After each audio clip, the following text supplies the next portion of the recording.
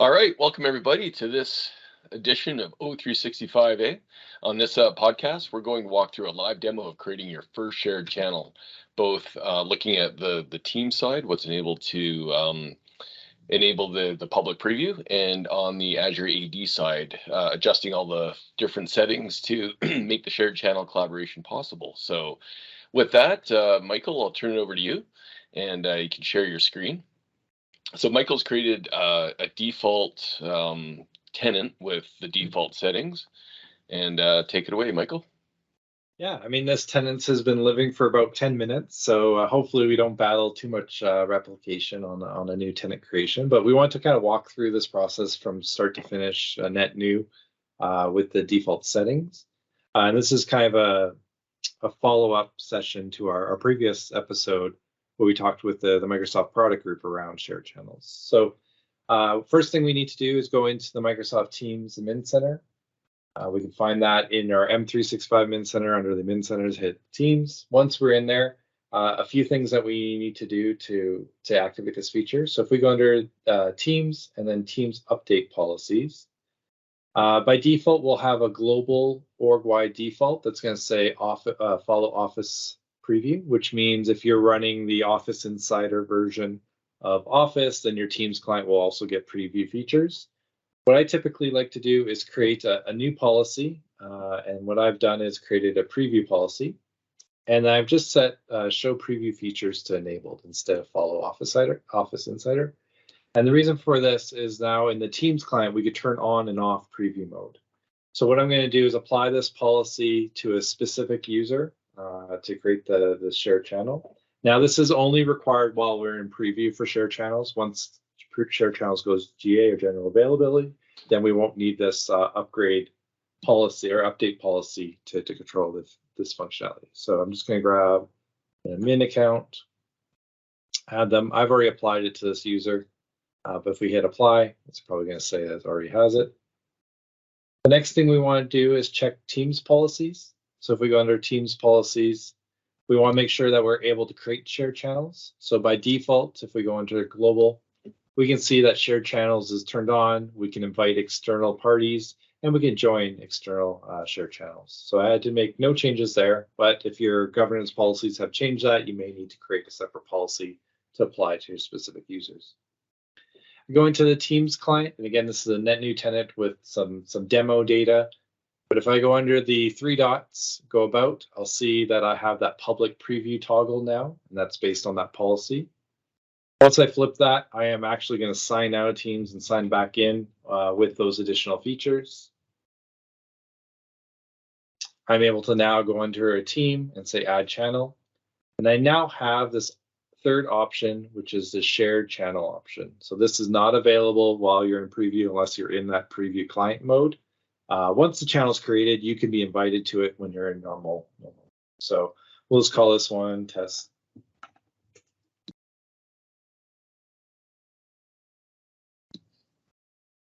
Okay, and we'll create that.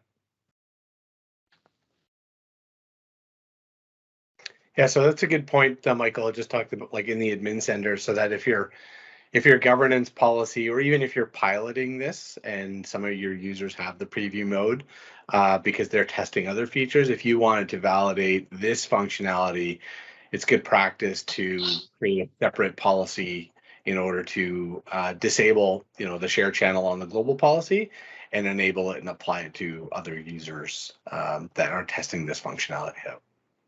Absolutely. And so right now, from the changes that we've done, we're able to create shared channel within our organization and actually share that channel with departments outside of that team internally. So if we take a look, and we'll just check this membership. So I'm going to skip this step for now. See who are members of this team. I'll find a couple of users that maybe are not in this group. There's quite a bit here. Let's see if we can find some user. Let's see if there was an Alan in there. I don't think I saw an Alan. All right, so let's invite Alan to this share channel. So just to clarify, this is a user who exists in another team outside of where the shared channel is hosted, right? That's correct. So I'm inviting a user that is not a member of this specific team. I'm inviting them to this channel only kind of membership. Which, of course, today is not possible with a standard channel or even a private channel. That's one of the reasons for shared channels is it should cut down on the number of times you need to create new teams for specific scoping of the membership. Yeah, so Alan wouldn't have access to anything else in the team, just that specific shared channel. I'm just going to go into Alan's client 1 second. First, I have to figure out what his password is. Demo tenant, fresh off the press.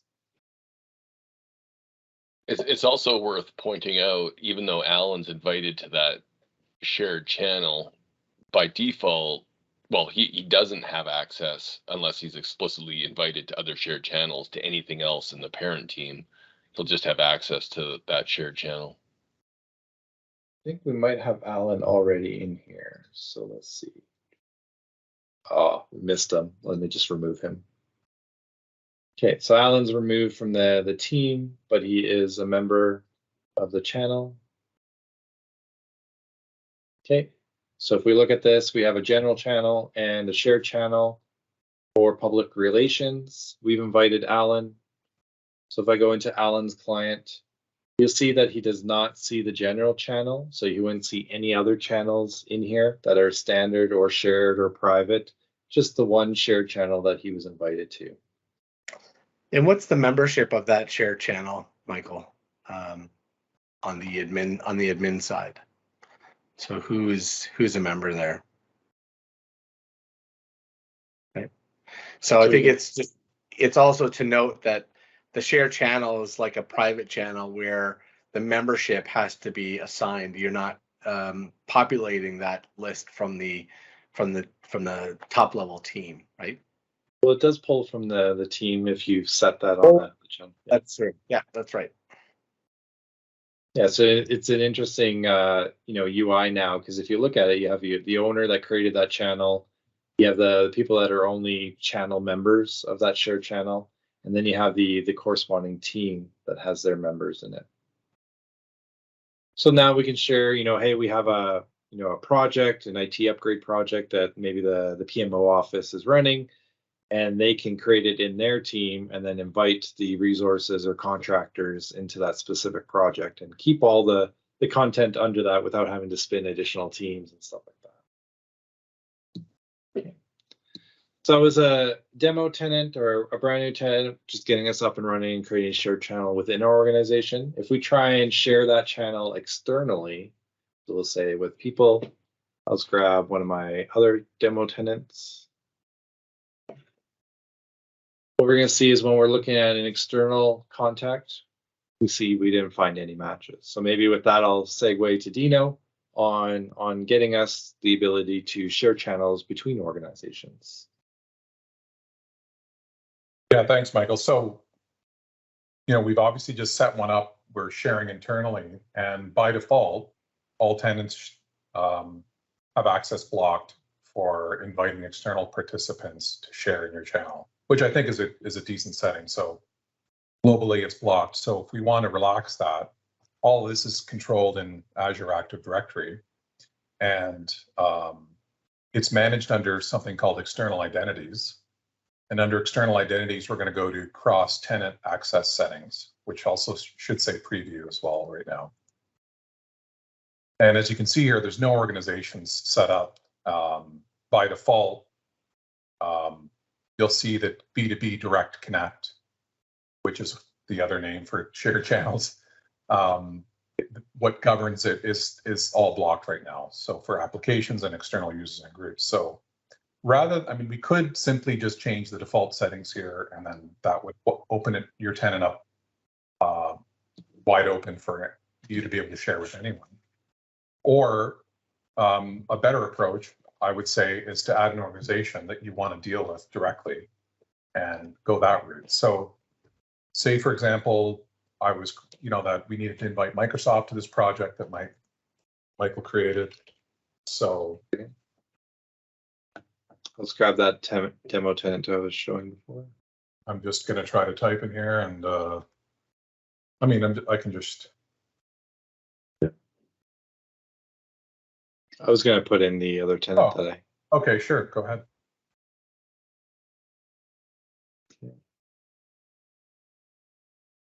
So here we have a tenant that we want to collaborate with shared channels. Here's Contasso. It does a lookup and shows you the tenant ID, so you know you're good. So you would just simply add the vanity domain of that domain. So if you were adding Microsoft, it would be Microsoft.com. It would resolve it and show you a tenant ID. In this case, we're going to use this M365 demo tenant. I'm going to hit go ahead and hit add, and then it successfully adds it. So again, the access for Contasso is inherited from the default, which is blocked. So we still haven't really done anything yet except add a placeholder for Contasso. So the inbound access is, what do I want to, I want to allow Contasso to share in my channel. So I'm going to select inbound and go to B2B Direct Connect here. This is for guest access. So we want to make sure we're dealing with B2B Direct Connect. Click on customize settings and then set the access permissions here. So we're going to say we want to allow access for Contasso, and we trust the entire organization, so we're going to leave the first radio box checked. But if you only wanted to limit, say, a handful of users at Contasso, you also have that granularity there. So we'll hit save here. And we've saying that there's something under the applications. Yeah, I'm not sure if that took. If you click on the applications tab right there. So if you have to customize it again to allow access on the external. So we're going to customize this. We're going to allow, and then. So a good point there, thank you, is that both the app and the user settings need to match, and I think that's what that error refers to. So both are off by default. Yeah. Right. So it's a bit of a UI challenge here. I think just note that you can't simply have one. They both have to match. So just to get past this point, so we should be able to clear that. You can see successful now. If I go back to external identities, you'll see inbound access is configured, and I'm blocking outbound access. It's the default. So in this way, I'm allowing Contasso to access a shared channel in my organization. If we wanted to reciprocate with them, if they had shared channels that they wanted us to access, you would configure the same thing here for outbound access. We don't necessarily want to do that now, but you're always thinking about the relationship, both inbound and outbound, when you're talking about shared channels. Yeah, so also just one thing to note as well, Dino, on the applications tab that was there, if you have an AAD P1 license or higher, you have the ability to restrict certain applications that the users can access. So you can say Office 365, I believe there's even a Teams one under B2B Direct Connect applications. And then you can go select applications and then even restrict it to the specific application. So right now, I think default is Office 365 applications, but I'm guessing in the future they're going to include additional applications as well that you'd be able to say you are only allowed to access Teams in this policy, right? Yeah, I think it's a great point. Not even all first-party apps are supported right now. I don't even think Planner is working at the moment. So that story is evolving, and if you're one of the 1,200 or 1,400 non third-party developers, then you're gonna need to wait and see what the approach will be for you to get your app shared channel certified. There's going to be a certification process coming down the pipe for that. Yep. So yeah. And then I just also wanted to comment as well is if you want, let's say you were integrating with like an MSA account, like for B2B collaboration. I know we were just in the settings. You can add MSA realms as the organization domain, and then that would allow you to interact with MSA accounts, so hotmail.com, outlook.com, Gmail, and so forth. So you had still that ability to use that, I guess, capability, but you have to add that organization and then add their policy with regards to B2B collaboration. So we've added, yeah, go ahead, Curtis. Oh, sorry, I was just going to clarify also, if you go back to the B2B collaboration setting, as Dino mentioned and Habib mentioned, that B2B collaboration is the sort of existing guest access. Correct me if I'm wrong, but it has no bearing on the B2B Direct Connect, which is the external identity access for shared channels, right? So the B2B collaboration guest setting can be, disabled or off, and that doesn't have any bearing on. Correct. Yeah, they're separate. They're separate configuration items. So you could decide to have guest access completely off, for example. And likewise, your B2B Direct Connect can be off, and it won't affect existing guest access. Right. You can have everything on. You can either or. You can have, I just want shared channels. I don't want shared channels. I'm only using guest access. I'm going to turn shared channels off. So that's why you see the different tabs within there. Yeah. So at this point, I think we're ready. Generally there's some replication time wait to be had here. So if it was perfectly working, we had a nice demo lined up, we could go in and show you adding a member that can toss a domain. I think if we tried it now, it likely would not show up. So we have to wait. I've seen it. Give it a shot. I also changed the outbound access to see if I can add it from the other tenant, because right. It might take a while for the inbound, but I think if the outbound is pretty quick. So let's give it a go. Little fresh teams. And maybe I guess we restricted it to the one tenant. So let's see. Let's try. Can't remember which user may have it. Oh, look at that. Demo gods are on our side. So, within a few minutes, it seemed to take effect. I know, Dino, you've mentioned that it could take hours sometimes. So pretty lucky today with a fresh tenant and getting this fully functioning. Just like the, when you're federating or you're chatting with somebody outside your organization, it does tag that user with the external out of your organization. Mini demo tenant. So I think I have. Yeah. So on the external tenant, we can see that we got this message and review permission. Looks like we're accepting it. And now we have our shared channel. If we go under Teams, I have lots of channels. Let's find one. There we go. There's that public relations. Now I'm an external party, external organization, but I see the requesting organization in the team name. And then I have my shared channel that I have access to. Nicely done. One quick note, I've had this experience. I've enabled the public preview in the Teams client, and when the Teams client is restarted, the public preview has been off. I've had to go in and re-enable it. So if you have users wondering why they can't create shared channels, that's always the first thing to check.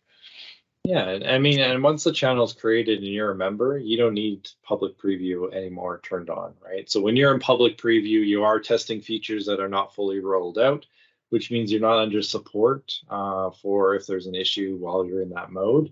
So you definitely want to flip back to the regular mode unless you're testing functionality.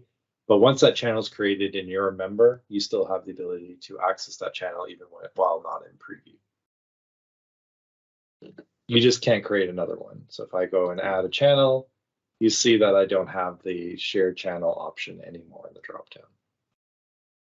Yeah. And then I think you had a scenario where you have a little bit more governance requests on, preventing downloading of content from these shared channels. Maybe you want to tackle how you would want to apply some controls. Yeah. So, in this specific scenario, as you mentioned, we want to be able to restrict the download capabilities of files. So users can edit the files within the actual Teams channel, but we don't want them to actually, physically download the files onto their local system. So in that case, we would just create a sensitivity label, Microsoft information protection label that has an encryption policy assigned to it, and then you would assign that that policy or that label to the SharePoint site, and then in the SharePoint Admin Center, and then that would restrict all downloads from the SharePoint site. So even internal users would not be able to download files. So there is that bit of a limitation or restriction, or I guess additional restriction, where internal users themselves would not be able to download the files as well. So if you go to the shared channel, or actually the team that you created, or that was, I think that what you were using, which is the digital one, right? Digital initiative. If you go back to the SharePoint site, SharePoint Admin Center, and you go get bombarded with all the what's new in your tenant. Yeah, so many pop-ups, right? So yeah, if you click on the digital initial, yeah, and there's one channel site, so you click on that, you'll see there it's actually a shared channel, and if you click on that, and then under the policies tab, this is where you would edit and assign the sensitivity label, and then when you do that, it would restrict the download capabilities. And so we have the ability to apply that label here, because I see a note that says, go to Teams Admin Center. Yeah, my understanding is you should be able to do it here. I have not seen the capabilities, unless it's there now, to do that within the Teams Admin Center on that shared channel. I mean, that would be fantastic. Let's see, we have our channel, our team, our channels. Of our shared channel.